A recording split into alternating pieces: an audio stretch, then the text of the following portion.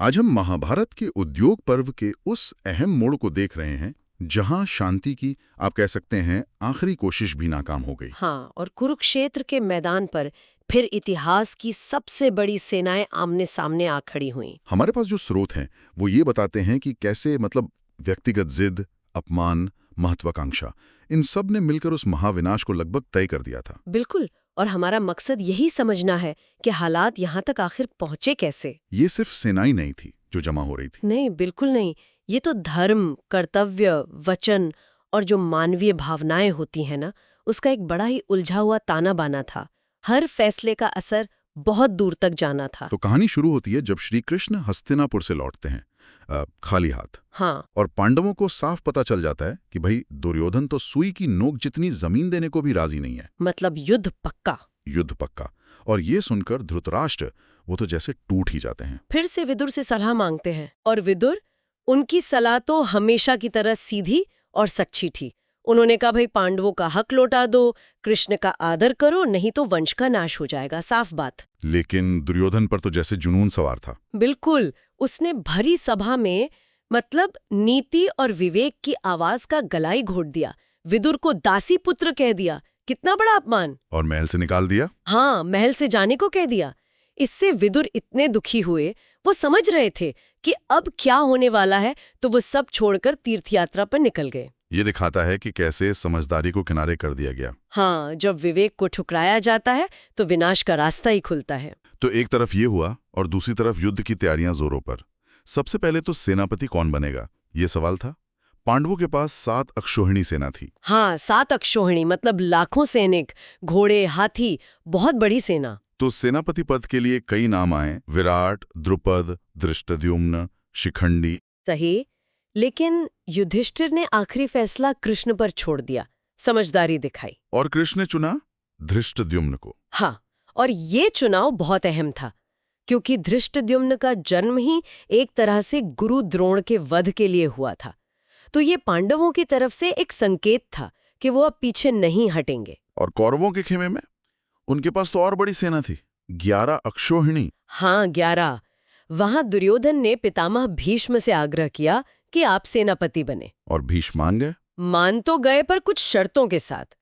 और शर्तें भी बड़ी अजीब थीं। क्या शर्तें थी? पहली, कि वो पांडवों को मारेंगे नहीं, क्योंकि कृष्ण उनकी रक्षा कर रहे हैं, ऐसा उनका मानना था। दूसरी, वो रोज 10,000 योद्धाओं का संहार करेंगे। 10,000 रोज? हाँ।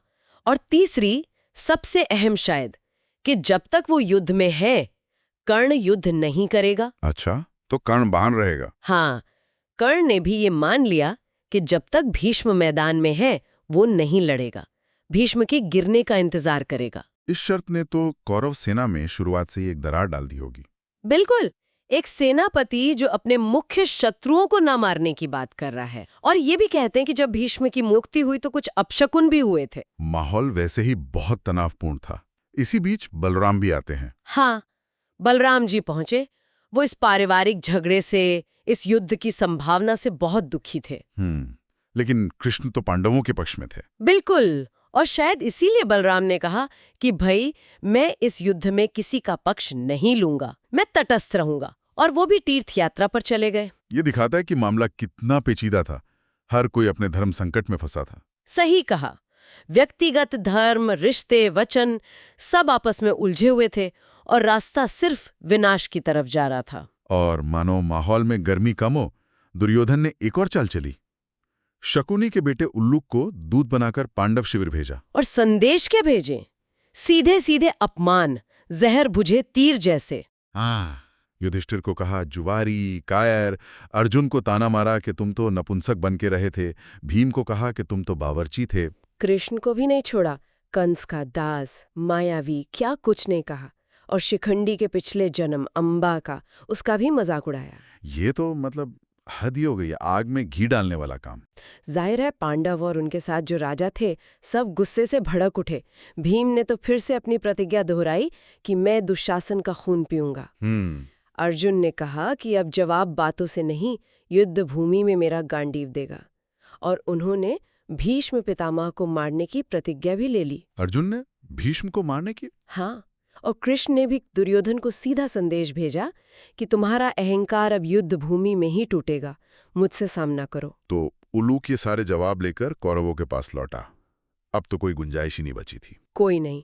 इसके बाद युधिष्ठिर ने अपनी पूरी सेना को व्यूह में सजाया, विशाल क्षेत्र में। और ये भी तय कर लिया कि कौन सा योद्धा किससे भिड़ेगा। हाँ बिल्कुल, जैसे अर्जुन के सामने कर्ण, भीम के सामने दुर्योधन, शिखंडी भीष्म के सामने और धृष्टद्युम्न द्रोण के सामने। तो दोनों सेनाएं कुरुक्षेत्र में आमने सामने, पूरी तरह तैयार, बस अगली सुबह का इंतजार। तनाव बिल्कुल चरम पर। हाँ बिल्कुल। तो इस तरह हम देखते हैं कि कैसे बातचीत के, संवाद के सारे दरवाजे बंद हो गए और अपमान, अहंकार, जिद, इन सब ने मिलकर विनाश का मंच तैयार कर दिया। कुरुक्षेत्र में दो विशाल सेनाएं महायुद्ध के बिल्कुल मुहाने पर खड़ी थीं। यहां से पीछे हटना अब नामुमकिन था। ये पूरी कहानी हमें सोचने पर मजबूर करती है।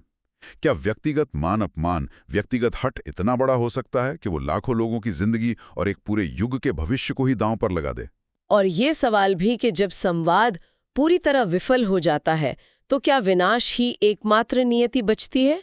इस पर सोचना वाकई जरूरी है।